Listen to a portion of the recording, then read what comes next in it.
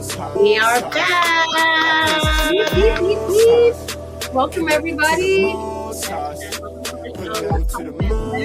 get caught up in your business. Ahava. It is Artist Week, y'all. That's one of our favorite weeks, you guys. So I'm excited to be able to share with you guys Kamil. Yes. Amazing metal sculpture. Is that what you call it? Metal sculpture? Metal sculptor? Yeah. Yes, artist. Mm-hmm. Yeah, so it's going to be an amazing show tonight. So Yeah. before we get into that, where can they reach us? Shout out to Raviel for the music. Shout out to Ravi. And hit him up on SoundCloud, you guys. Listen to his music. He's so dope. Yes, he is. And he brings us in every week, so you got to be somebody. Right. So how you guys can reach us, you guys can reach us everywhere. You know, because I tell you every week that we love to hear from you. So please, by all means, go to Ahava Kai on the YouTube. Yes. And live chat with us. Or you can go to sourceradio.com and chat with us there too.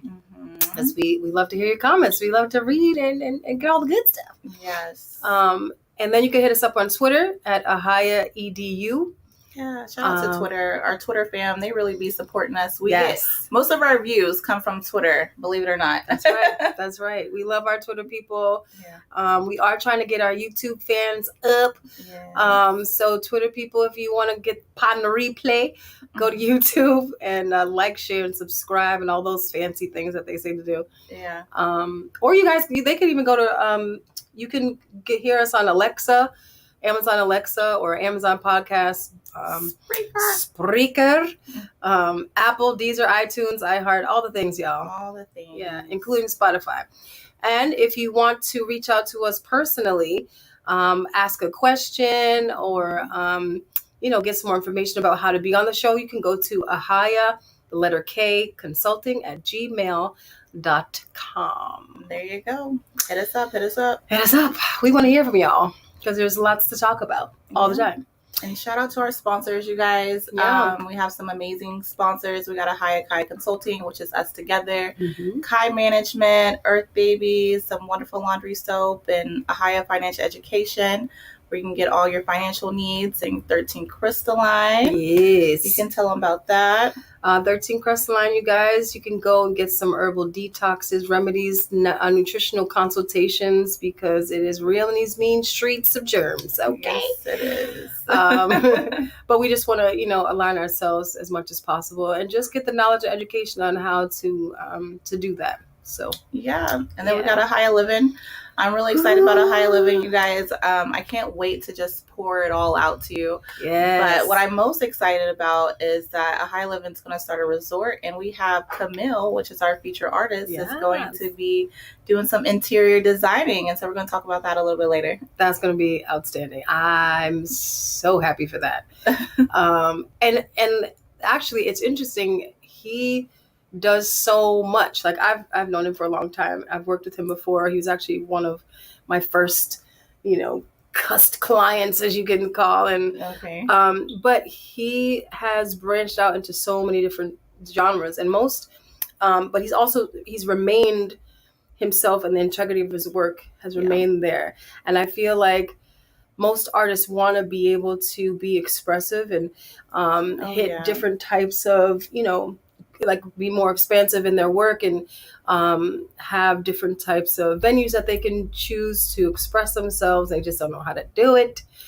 But there is a way. And I feel like the first part is just really staying true to yourself as an artist and as an individual. So important. Yeah. It's so important to be able to do that, especially when you're doing it for the culture, and that is so Kamil. Like when you look at his art, you can know that it just represents culture. Yeah. And who he is. And he has a very unique point of view. Yeah. And you can see, if you look at his stuff, oh my God, that's Kamil Peters' work. Right. And that's pretty phenomenal, for someone who is still up and coming after, decades of hard work. Yeah. But I really appreciate what he has brought to the table, and the amazing expensiveness that is about to unfold. I'm excited for them. I'm excited for really all artists that's able to brand themselves that way, because it doesn't happen overnight. No. It takes consistency. Always. And you just have to be really dedicated. Yeah. And another thing we spoke about on a previous show is having a business plan and having a focus so that you know what it is and how to get to reach those goals. So much easier. So much easier because we be fumbling. Yes, when you have a plan, it's easier to stay focused, because without it, you're going to be bouncing from here to here to here, like you forget what your goal even was in the beginning, and you just get easily distracted. I know for me as a business woman that I can just dibble dabble in just about anything, but if I don't have a plan or if I have a plan, I'm able to remain focused and just dibble dabble in my plan, Dibble dabble in the plan. Girl. Okay. Come on. Stay focused. So there's so much you have to work on within your own business. That's sometimes you forget you don't really need to do this over here or this over here. Like you just got to stay focused on that one thing. What they say, stay in your lane. Stay in your lane. Stay in your lane. Stay in your vision. How about that? Keep your vision right and keep checking in. It can change. There's nothing wrong with that. That's right. If you're finding that some things are not working, your strategies are not are giving you the results that you're used to or wanting, then try again. There's nothing wrong with starting over or fresh or having a different perspective, and even sitting down, having a consultation with someone like us who have a different view and can bring you some great tips on how to make that work. But girl, if you ain't got that master plan, that plan ain't gonna work out. What do they say? When you're in a little bit of everything, you don't get nothing done. That part, yeah. And so that is the main part. That is the main part. But suffice to say, you can be very versed in a lot of things and make it work in your lane. True. Yeah. But you don't have to wear every hat. Yes. You can. It's okay to especially in a visual artistry. You can be more expressive and fluid in that way. Different businesses obviously call for different things, but being that it's Artist Week, we're gonna talk about these artists. And it's okay to express it. Some people might want to mix genres of music, right? Yeah. And there's a way to do it. So if I wanted to have a little country twang in my R&B flavor, who's to say I can't do it as long as I'm doing it right? Right. But I'm not trying to market myself as such. I'm just have to stay in my lane. Yep, stay in your lane. Yeah. So it's going to be very interesting. We have so many amazing questions for Kamil. We're going to have a little bit of a video to I'm really see how he does what he does, painting with fire. Yeah. And before we get into him, you guys, let's talk about how you can actually reach us. Yes. And so that way, if you do need help, getting your brand, established, or you need help with your plan, be able to stay focused, you can book a consultation with us. So that's right. Go to shopblackenterprise.com, click on your business planning tab. And if you need any financial help, you need help, like maybe you need a loan, need a business loan, a personal loan. It's tax season too, guys. And so if you need help filing your taxes, we got the people. We got the people. So we got you. And so just go to Ahava Financial Education and go ahead and just book a consultation. And whatever your needs are, then we're able to help you with that. And then Kai Management. Yes, come to Kai Management. If you are interested in a revamp on what you currently have, if you don't have a website, you need a sales funnel, you need a way to direct the people to buy your things, a strategy, a marketing strategy, so people know how to see you on all social media platforms, etc. Yes. Come and holler. And if you are interested in having us both, just go to Ahava Consulting and we will hook you up for a good flavor. But you have to be a merchant on Shop Black Enterprise to get the discount. Yes. And Okay. please be a merchant. There's so many great benefits of being a merchant. And it's only like, what, $9, $8 a month? It's less than $10. Less than $10. You know what we're going to do? Next week, we're going to have to really like list out the benefits because I don't think we focused on that enough. We haven't. And so we need to do do that. We're going to actually, it's Mel's Corner next week. That'd be a perfect time to talk about Shop Black Enterprise, so you guys can really see these benefits, and you need to take advantage, so that way you can get your sales up. You can get more your business exposed, and it'll be a beautiful thing. So we'll talk about that next week. Yeah, I'm super excited. Good for you. Now let's go ahead and bring on Kamil, you guys. So we're going to go ahead and tap into this video. Noni, I'll let you introduce him because you know him. I don't really know him yet like that. And so tell the audience about Kamil Peters. Okay. So Kamil Peters, he is a young and upcoming metal sculptor out of Holyoke, Massachusetts, by way of Amherst, Massachusetts. Big ups to the hometown. He is studied and versed in metal and also in woodworking. Thank you. He studied at the university. I think he didn't go to UMass. He went to Holyoke, I believe. And he is here to tell his story, you guys. He's just a local phenomenon, and he's expanding as we speak. So I will let his video show you how he does his magic.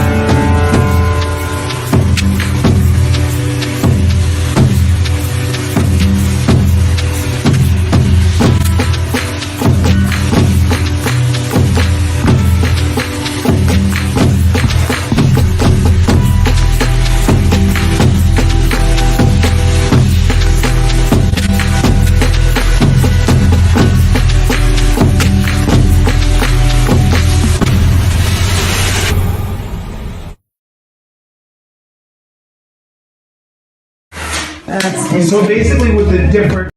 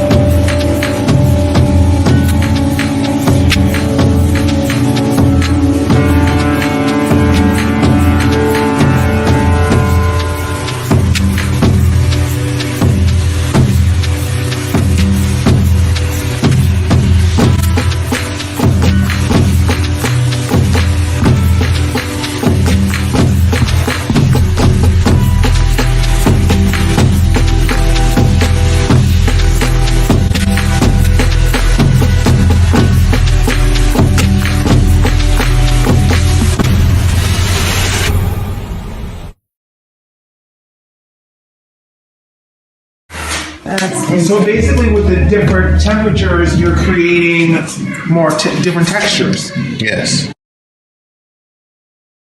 Painting with fire. That is insanity. Well done, sir. Well done.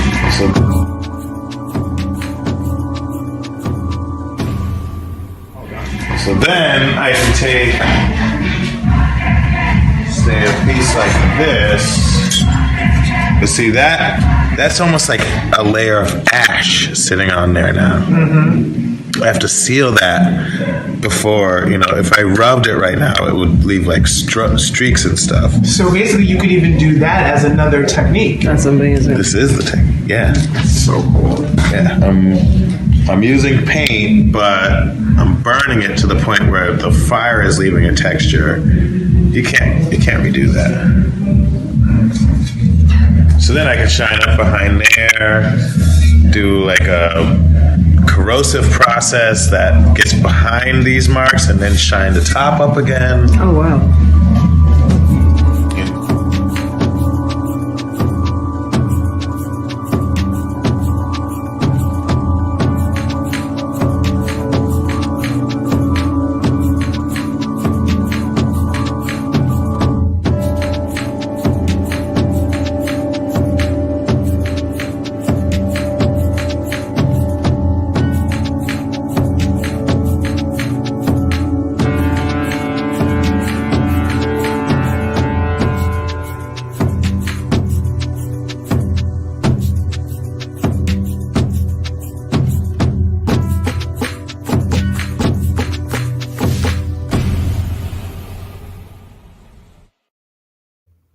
Yay! Are we Bravo! That was Kamil Peters, you guys. And without further ado, my brother, I would love to bring on Kamil Peters. How's it going? Hey, Kamil. Good. How is it going? I think you're a little low. Low in the volume. Oh, there you go. Now I can hear you. Can you hear me all right? Mhm. All right. Yeah, thank you for having me on. This is wonderful. We love to have you. So that was a throwback from I think 2014, maybe. Oh, wow. That's a long time ago. It's sort of aging my work or myself, that is. But Well, the reason why I bring it up is because that was a pivotal point where you had just started using that type of technique, and the process in and of itself was just absolutely amazing. How you would drip it on and all that stuff. It's just incredibly beautiful. I don't know the procedure. I don't know the technical terminology, but It's amazing. it is amazing. But first, without further ado, let the people know who you are and where you come from, what you're doing, and all the good stuff. yeah, my name is Kamil Peters. I've been a metal sculptor for 15 something years now, according to that video. Things have been going great. I did end up at Hampshire College, sort of after I think the bookmark you left there, and that was a wonderful pivot into who I've become to this day. As a Baldwin scholar, it gave me a chance to look at the world through a different lens. So creating work that's based in my culture, sort of the homage to who we are. As you can see, everything I do reflects us and our history in many, many ways. So I started working with young people through the Department of Youth Services and other avenues, bringing in young men that were previously incarcerated. I'd become their first reference in many ways, but I started to use the medium of metal to teach a little bit of math, science, and history, just as a hands-on approach, as something, I think our schools deter our young folks, especially the ones that may be getting in trouble. And I relate to that very well. I had some of those same issues coming up. So I felt if there was a way to reach somebody beyond the chalkboard, would it change their view? And being a Baldwin scholar, the whole concept in many ways was, you can teach an old dog new tricks if they were given the silver spoon. Although they weren't born with it, the environment change could lend to them taking on a new. And I really did. So I felt working with young people and bringing them into my shop, letting them see, letting them gain this accessibility that's not really out there. To have a full metal shop like this, it costs quite a bit. It's a bit to maintain it, and to decide that this is what you like to do. Before you spend the money, I want people to yeah, So I've a good 10 years of doing that. I currently have a class with 11-year-olds. I have Wow.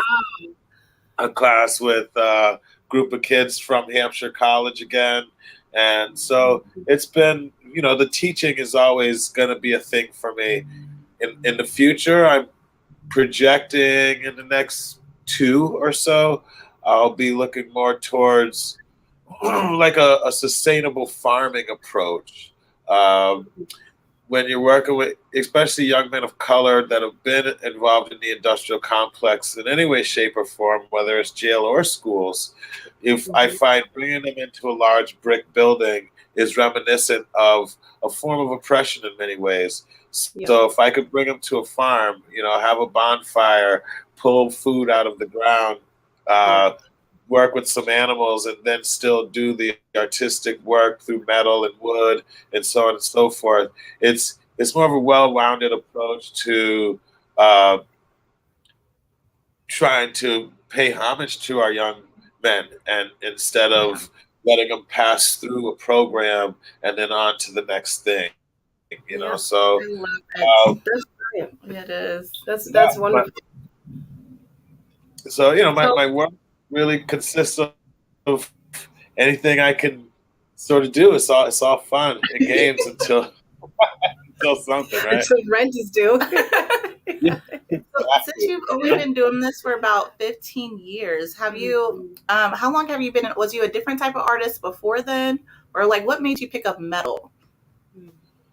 So yeah, my mom would say I was a different kind of artist for sure. She was always my biggest cheerleader, greatest representative. Her office space had been my gallery since first grade. So I think she still has a couple pieces that I'm like, how did you? And it's amazing to see, because that type of support does lead you in a direction. I guess I knew back then that I wanted to be an artist, and because it was constantly honed and shined and polished, through my mother, especially, here I am, all these years later. So I tried many different mediums, from jewelry making, painting, charcoal. Nothing really stuck. When I was doing jewelry, it was too small. And when I actually got to Hampshire College, this class of 06, that's our beginning year, I found a blacksmithing, intro to blacksmithing course. And I remember walking around with the first thing that I made. It was this metal spoon. I had it on my inside pocket, my buddy's restaurant, and I'm like, you gotta check out what I made, man. Oh, my dad. And his dad's there, and he's like, yeah, we gotta hook you up with our buddy Wink. I'm like, what? What's that? So this is an old buddy of theirs from Fells Point, Baltimore.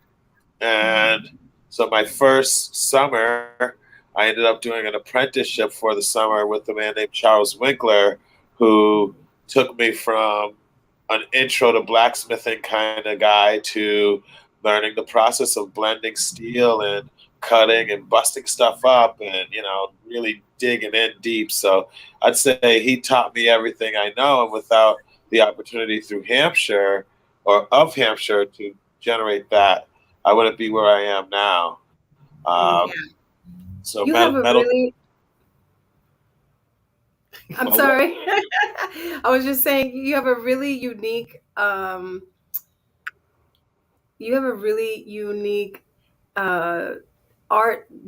tool that you use to create your art. The material that you use to create your masks, are you still using old propane tanks to do that?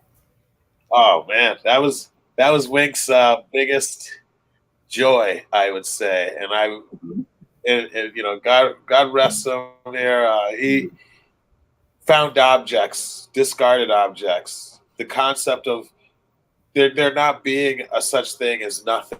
Even the smallest thing counts as something. So to keep metal from going into a recycling / whatever and refurbishing it and turning it into something amazing that someone will cherish. Yes, I cut up propane tanks, oil tanks, anything I can get my hands on that, especially the propane tanks that we use on our grill, because it's something we recognize, and that bell curve is great. With a bit of blacksmithing, I empty the tanks out, and then I have this raw material that has this history or story to it. And to me, it's about the stories. Where was this thing beforehand? Did somebody cherish it, right? It made it nice, but there are pieces of wood that I get that come from early times, and pieces of metal as well, that come from early times that become sacred. I have an auger bit and a sculpture that my grandfather used to build his house on Thompson Street in Springfield. So those pieces become immortalized and something you can pay homage to when they're trapped into a sculpture that we, now can reference that way. I remember you showing me wood that was made from termites, or termites had actually gotten into the wood, and it created this beautiful, it was so beautiful, the texture that they It's like, where is it at? burrowed in. Are you looking for it? Do you have some? Oh my God. I'll never forget it. It was because I didn't even know that was a thing, Yeah. And I Well, haven't seen anything like that's something that the logger will throw away, and I Yeah. find beauty in that mistake. And nature, as magnanimous and awesome as she is, that's something that, how do we put an emphasis on this quote unquote mistake thing to be discarded? I want to highlight that. I want us to recognize that. So yeah, I anything like that, Noni, if I get my hands on it, coming with me. And I still have that piece because I'm like, now what do I do with it? Because it's so sacred. Yeah, right. Exactly. And years later, I'm still staring at it. Right. It's hard because it's a one of a kind. It's like, that's so funny. You was telling me, because we have talked for a little bit, about Ohio living, and you was talking about this piece of wood that is very ancient. I know you were speaking a little bit about the wood, but can you talk a little bit more about this culture wood that you also use that takes us back to our roots? Okay, yeah. So this is southern yellow pine. There's heart pine. There's quite a few. I tend to get my hands on the southern yellow pine. So this is wood that after the Civil War, we reclaimed, or say took back the ammo, the guns, the gold, and the trees. And we shipped these trees up here. Southern yellow pine it grows a little wider, a little taller, a little straighter. And, trees from that time, the growth pattern was of the rings a lot thicker, so it's a stronger wood, especially for pine in comparison to what we have today. And this is the wood that we use to build the industry that we know. So all the brick buildings of Holyoke and the surrounding cities of Massachusetts and even the surrounding states, when the North built out, I'll never forget my grandmother saying going to Holyoke, Massachusetts was like the Big Apple before the Big Apple was the Big Apple, and we get to go to Holyoke today. Like what? We'll never fully understand that history, but these beams were chopped out of these trees and became the infrastructure of the brick buildings. And so now that some of those buildings are finally, after all these years, starting to come down, I do what I can to jump in there and grab a few pieces, and I'll turn them into tables, involve them with my art as much as possible. But it tells a story. It tells a story of Elizabeth Freeman and the Emancipation Proclamation, and when that was signed, how that went down for our people, and what that stuff being shipped up here did for industry in general. And Wow. this stuff has been cryogenically saved almost. You could say, being trapped in these buildings, and when I pull it out, it might have some lead paint or stuff like that on it, but we have a safe means of removing it, and it just comes back to life. So vibrant and beautiful that I try and involve it in as much as I can. So some of the estates that I've built out through the company Shared Estates, there are a few in the Berkshires that, the dining room table. One is called the Freeman Estate, in homage to Elizabeth Freeman. And I did a large sculpture of her face made out of oil tanks and other found objects. Wow. But the table itself is a 17-foot long, dining room table that is to bring us all together, in that level of such a large supper. But it's this reclaimed wood that came back to life. So Wow. this, like I said, the story is huge for me. That's just amazing. Where is your studio located? Is it I'm currently in Ludlow, Massachusetts. I was in Holyoke for a little more than a decade. I started off there with a group of colleagues. We started a company, or built a company called Brick Co-Workshop. And so it was a few colleagues from Hampshire College, a few others from like BU, another one who was a Hampshire alum from years and years before.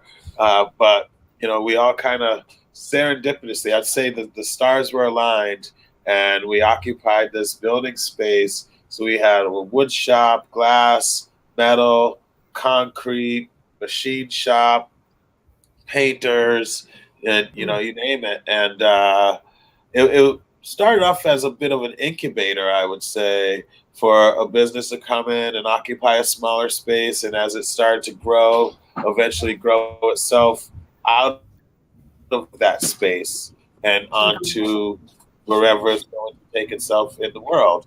I actually could say I sort of used that exact model and incubated myself out of my own business. And I was sort of under the umbrella of Brick Co-Workshop, and a bunch of great friends still, over there. I'll never leave that behind. I started off in 1,000 square feet. About 5 years into being there, a 3,000 square foot space opened up that was in the same building. So stayed there for another 3 years. Wow. 4 years, and then COVID hit. Things weren't going so great, but the opportunity to take over this space in Ludlow, which is 6,000 square feet, tall ceilings, more of an open warehouse space. The price was pretty equivalent, and it just made sense. So my business has grown exponentially in the last 10 years to a very oversized space, to say the least. I don't know if you can see it in the back there. Some of the lights are on through that window. Oh, that's the space. Okay. Yeah. Wow. I'll try and give you a little tour. If it doesn't break up too much, we can walk out there. I do want to let the listeners know that if you cannot see what the slides that we have here showing his work of these masks, then please go to our YouTube channel, Ahava, so you can be able to watch it live, so you can see this amazing work that we're looking at right now. Because it's unbelievable. When I look at your work, I think of my mom. It brings me back to my mommy, because she just loves just African art. Like if you go to her house, there's just tons of masks and stuff. She would love this stuff, and I just love it. I love the culture in all of your pieces. Like it's just I never see nothing like it. Thank you. Truly. Thank you. Yeah. And those were not small. Oh, they're big. Those masks are big. Yeah. The last I'm 5 feet. They were at least 3 or 4. Yeah. Yeah. Wow. Yeah, very beautiful. And this woman that you have right here, That's him. Oh, wait, that's sorry. you. Come on. All right, we gotta go back. Oh. Go back. Wow. Okay, so how do you do the hair? Like, I mean, how long did it take for you to do that? You want to know what's so crazy? Is that the client who purchased that just gifted it back to me. What? Oh, Yeah. Oh my gosh. It has been gone for more than a decade. He purchased it. This is, at that time, that purchase was such an amazing gift. And so well needed. I mean, I have two wonderful, beautiful children, and we've been living off of this, my business for some time now. And I'll never forget, that was, one of my first bigger sales, and he actually became a client over the course of the last decade. And we're collaborating right now on a very large project that we're building out of my shop space. And he decided, I think I want to give that back to you, because you just got to promise you'll never sell it. And wow. didn't ask me for any money, so I got to say, sometimes it just comes full circle. But this is, when you look, because I like that you have the circle masks right next to it. So those are propane tanks, but this one is also propane tanks, where the first two, it's only 3 or 4 pieces, very simple. This one is about 200 pieces, maybe more. I can't really remember, but it's working the steel, but also cutting it up and welding it back together. The hair is all bike chains and metal rope, which you'll find on the highway. That's so cool. And so it's all discarded materials. It's not a cast, which is, people have asked me before. It's just building from sort of the inside out, the same with the giraffe that's over the head. That started off one piece at a time, sort of slapping them together. You get the nose, and there's this thing, so we could call it a formal language almost, where if those horns with the balls and the ears didn't come out to the side, then it could be a horse. But we recognize once it has that our mind can relate us to it, so. Yeah, that's one of my favorite pieces. I love it. And then we have, go ahead, sorry. Do you still have that piece, or is that sold? The giraffe? Yeah. Yes, I do. And I'm officially selfish with some of that stuff, because, I made that with Wink, or that was like right after. And there's one mask that I made that I wouldn't call it desperation, but, you just start selling stuff. I mean, these circle masks, I've probably made 700 of them at least by now. Each one is its own, but they're that same circle, and they're all over the country. Yeah, so they're phenomenal. They share a name, they share emotions that somebody related to that specific thing, and so the one mask that I sort of made with Wink, I ended up selling that to somebody for some very delicious food. They run a great restaurant called Gypsy Apple out this way. But I think back to it, the food is gone, that mask is still there, and my hands were on it with Wink, So it's all right that it's gone. I know where it is. I love those people, but getting this head back was just, I couldn't ask for more, Yeah. And so stuff like the giraffe, and when I think about how much work I put into those, like, the older you get, the more it's like, how do I just more sentimental? Yeah. So you also have you basically renovated the entire restaurant of High Horse, which is still one of my favorites. I don't know if it's still in Amherst, Mass, but it's not there. Oh my God, that's so sad. It is. I'm crying a little bit. But this is metal and wood right here. Yeah. Yeah. Is that all metal? Is that the ship? Oh, the Viking ship. Yeah. So that is a tap system that serves about was it 35 beers or something? Yeah. And so yeah, he wanted something like a Viking ship. It had to have its functionality to it, and I mean, we miss the High Horse so much. It is So now yeah. called the Drake, and the person running it is amazing. I mean, they pulled me in to do the new sign. So, unfortunately, in my line of work, I have seen businesses come up and go down.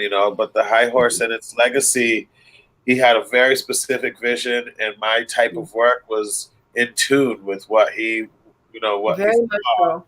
So there Yeah. was lighting and the footrest and book ends, you name it. And he kind of let me go wild in there. So Yeah. Very beautiful stuff. So that just leads me to thinking about how you'd be working with a higher living, because just down to the detail, it's just really impressive how you were able to do that.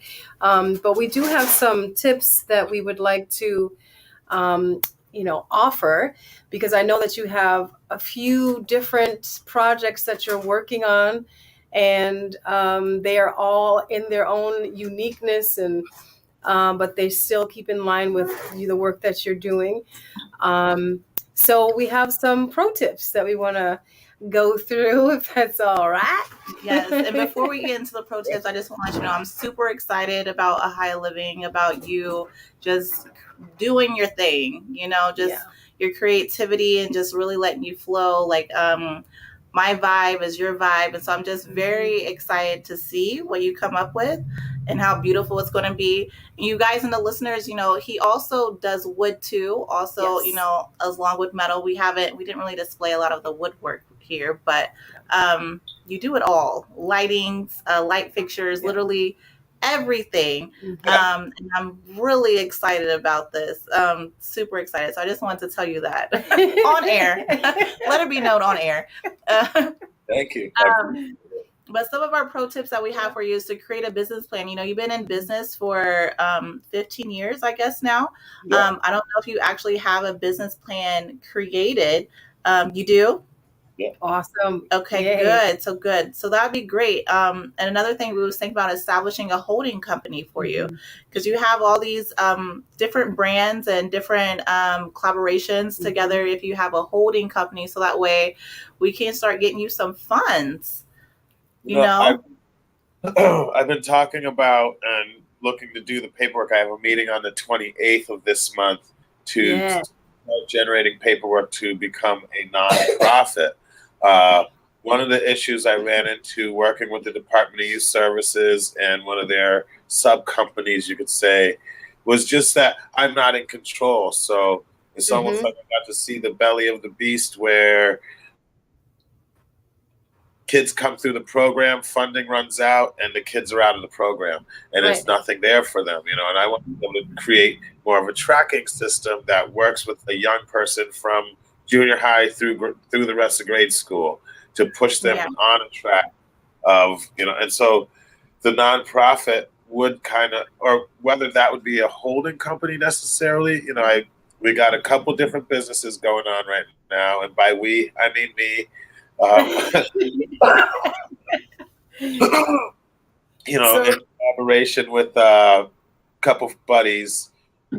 Kamil Nolan is a brand that creates one of the masks I think he showed. So it's taken my work to sort of another level with a painterly approach. And his work and we're going to really push that towards the gallery scene / anywhere else that seems, to fit. Another company I've started just recently as well is Mojo Metals, and that's with me and a good friend Julian Helpburn at Steelhead Studios. He is another metal worker who's part of Brickco Workshop now, and we're doing large sculpture, large exterior, more of an artistic approach. I think I sent you that boot that we just installed. I might have texted to you, but that's sort of the grand nature of where him and I are going. And so now there's 3 companies, mine, these two alike, and the Diesel Works that wants to work with young people. So Right. Where the holding company comes into play is something I'm definitely very interested in gaining some more information from you, for sure.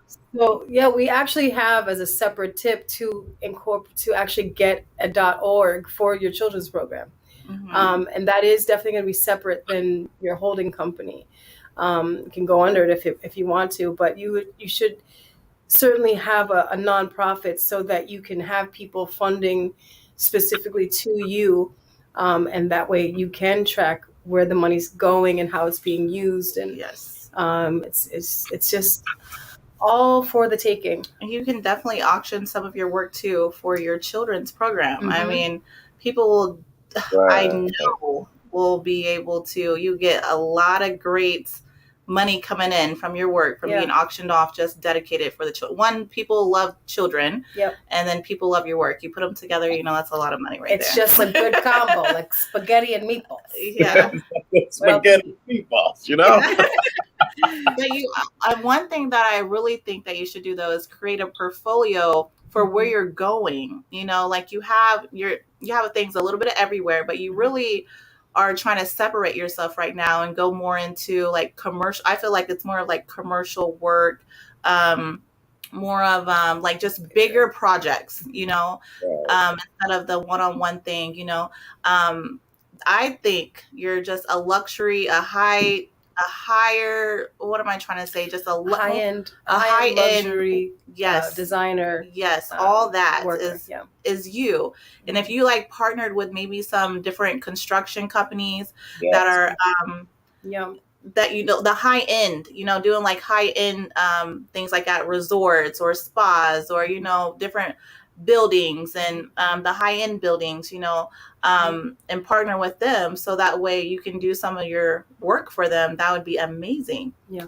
It's funny you say that, because that's what that boot was for. Is for a large construction company out of Boston, the Boston area, and that was sort of the first time I broke ground doing something like that. But it wasn't direct; it was through a company called Modvic, and so he was the intermediary there.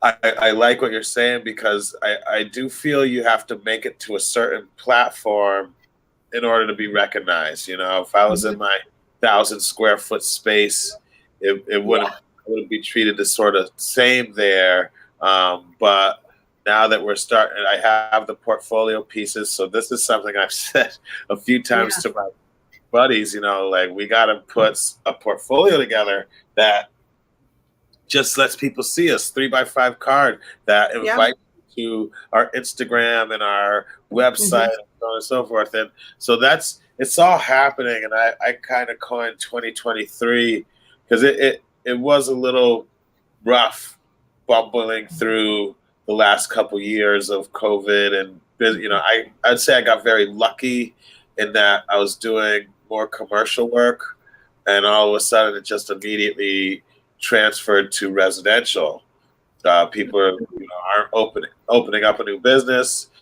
Now they want to make their house nice, and I was able to find an avenue there. But now businesses are starting to come back, and I'm trying to be ready for that. So I think the direct attack on construction companies, this is who I am, this is what I'm doing, but where's the portfolio, right? So it's not a chicken or the egg anymore. We got to get this egg going, and then.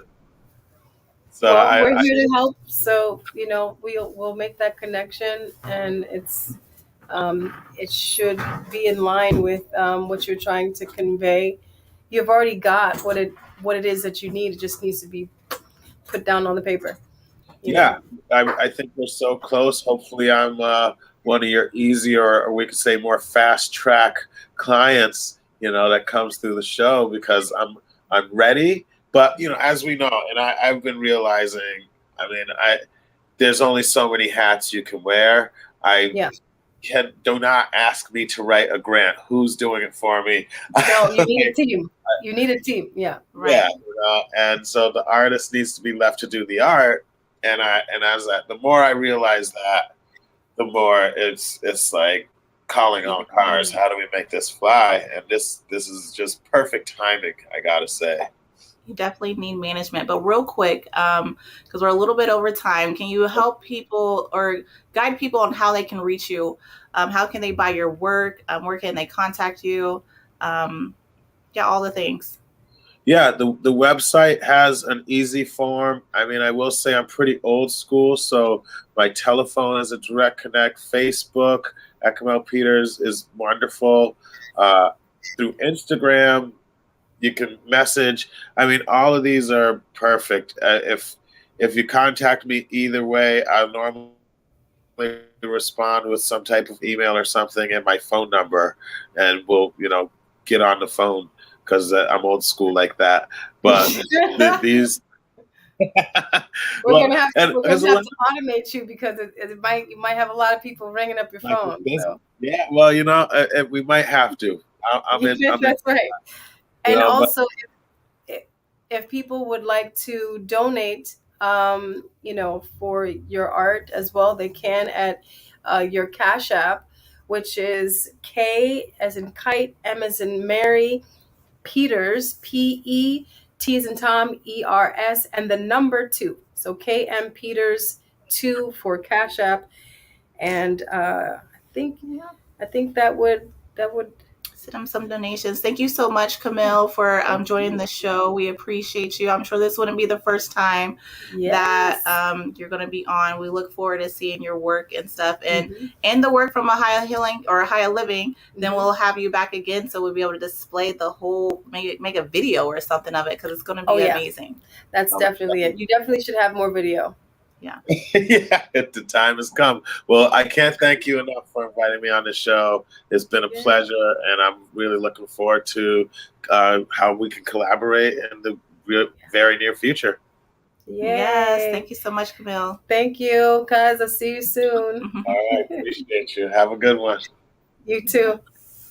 All right, you guys. So next week we have Mel's Corner. And so we're super excited. Mel's the owner of the radio show, Source Radio Network. We're going to talk about Shop Black Enterprise. Yes, we are. And just pick his brain. Mel is just a genius, you guys, as you guys know. Y'all don't even know. Super genius. He is. And so I'm really excited to pick his brain about that next week, and just be educated. Yeah. I always learn something on Mel's Corner. Yeah. We had a great time today. I'm so excited that you guys joined us. Listen, support the arts, you guys. It is so imperative. Send them a donation, you guys. Yes. Cash App to KM Peters and the number 2. Yes. Go check out his work at KamilPeters.com. Replay the video and our live broadcasting at youtube.com/@thehigh. All praises to the Most High, connected to the Most High, put low to the Most High. It's all up in your business. Give it up to the Most High. I do it for the Most High. I do it for the Most High.